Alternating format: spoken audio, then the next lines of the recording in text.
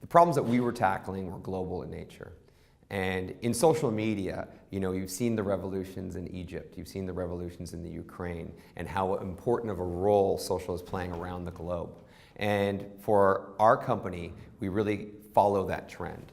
And whenever there's a big growth of users, and say of Twitter users in Indonesia or Japan, that's when the social consumers come there.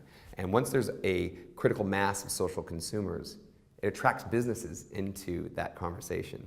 And because we design tools for those businesses, we really have to be reactive to those trends.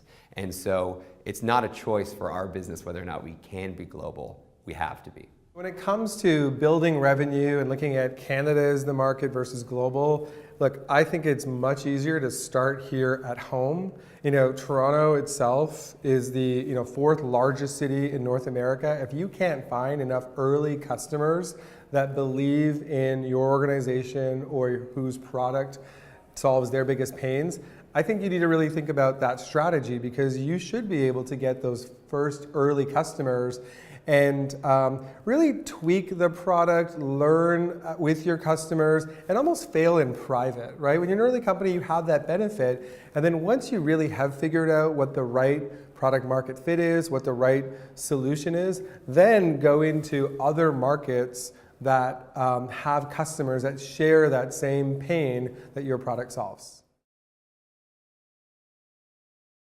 Once you do have the right solution and you've got some great early proof points and customers that are raving fans, and then you think about, well, where can we take this? The world is getting flatter. It's easier to sell online, to reach a global audience. So I think that should be the next step. I think limiting yourself to just Canada, I think is so uninspiring when you can make a big impact on a global basis. But it's this fine point of not growing too quickly until you have that validation and that proof, and you are certain that you really are creating a unique product. And then it's taking it to a global audience as quickly as possible with the least amount of friction.